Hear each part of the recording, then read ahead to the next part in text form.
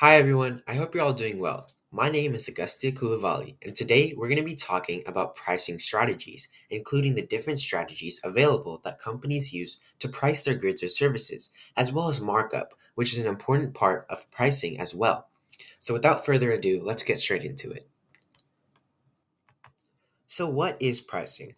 Well, pricing is essentially determining what a company will receive in exchange for a product or service, typically in the form of currency or online payment. And why is this information important?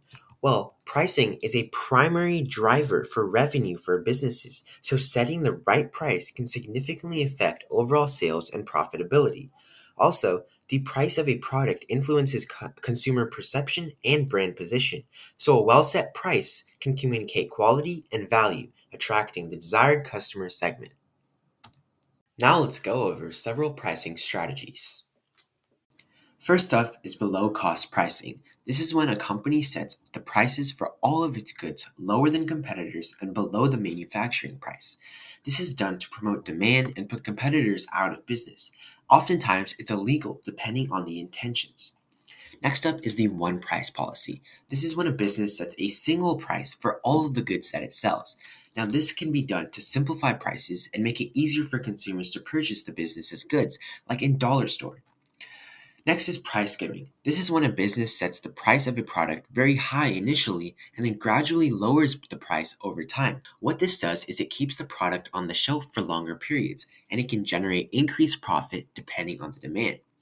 Now, price fixing is when businesses make arrangements with competitors to sell their products at fixed prices. However, it's important to note that this is an illegal practice because through this, businesses can manipulate the market against the consumer.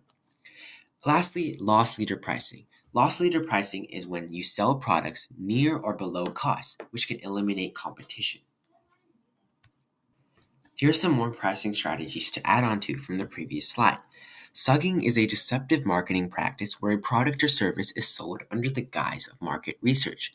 This is a very unethical practice. Predatory pricing is the act of setting prices low in an attempt to eliminate the competition. This is also an unethical practice and it's illegal as well. However, it's very hard to prove. Price discrimination is when a business charges different customers different prices for similar amounts and types of products. Once again, this is unethical and illegal. Deceptive pricing is reporting original price as higher than it was to give the appearance of a better deal. Once again, this is unethical and illegal. Lastly, captive product pricing. This is when a company prices products that must be used with a main product. For example, a printer must be used with ink and games must be used with a gaming console. To conclude all of our pricing strategies, we're going to talk about cost plus pricing, which is a pricing strategy by which the selling price of a product is determined by adding a specific fixed percentage, otherwise known as a markup, to the product's unit cost. So in other words, the cost plus the markup percentage is equal to the final price. So in cost plus pricing, a markup is added to the total price. Now we're going to go into specifics about what a markup is, when companies use it, and the economic conditions that allow companies to market up the prices in the first place. So what is markup? Markup is the amount that's added to the cost of a product to determine its selling price with the goal of making profit. Now, when do companies mark up their prices? Well, the first time they do this is through cost recovery. Companies mark up prices to cover the cost of production, distribution, and marketing. So they're basically making sure that they cover all of their investments. Next up is profit margin, is when markups are set to achieve a specific profit margin on each unit sold, which is the essential for the company's sustainability and growth. This one is a fixed percentage on each one that's sold. Next up is demand fluctuations, which is when companies increase prices during periods of high demand to maximize revenue and capitalize on consumer willingness to pay more. So, to paint a picture in your head, picture a concert company that has a venue and they increase prices when popular singers are at their venue because there's more demand and thus they can make more profit by increasing their markup. Lastly, market positioning, which is when premium brands use higher markups to reinforce their status and perceived value in the market. So they really want to convey that premium tone. Now we're going to talk about economic conditions that allow the companies to mark up their prices. First up is pricing strategies and regulations. The two main things here are government policies and taxation.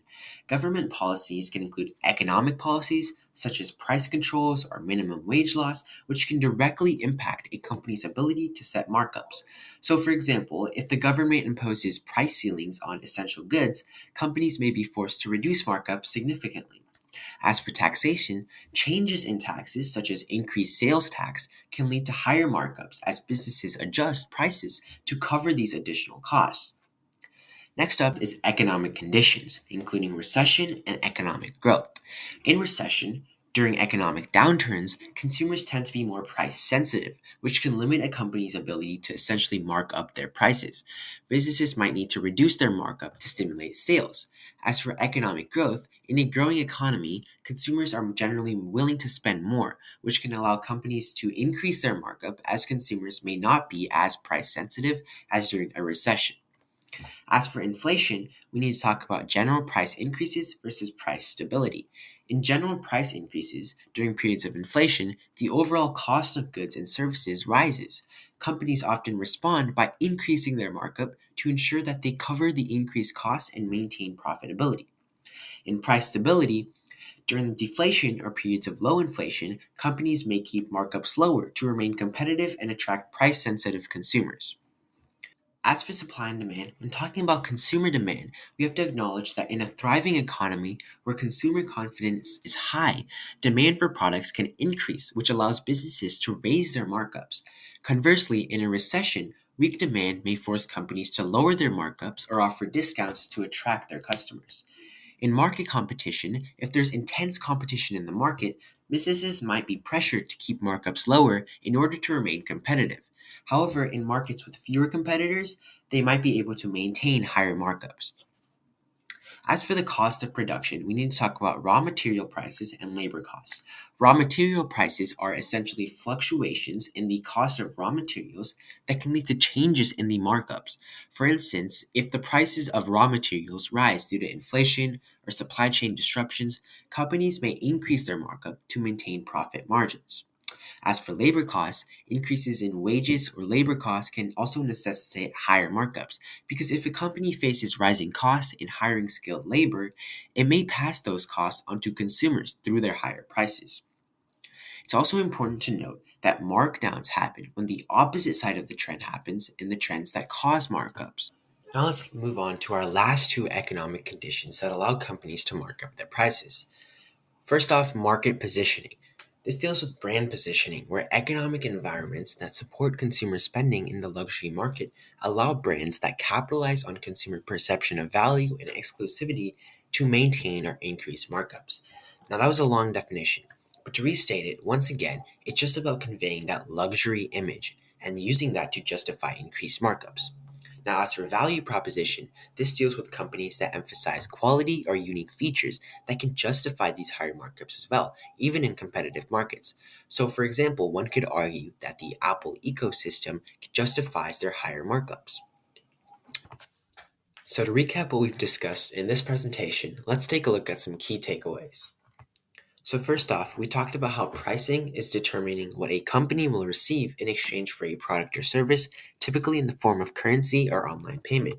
We also talked about how companies use various pricing strategies to achieve their needs, going all the way from below cost pricing to cost plus pricing.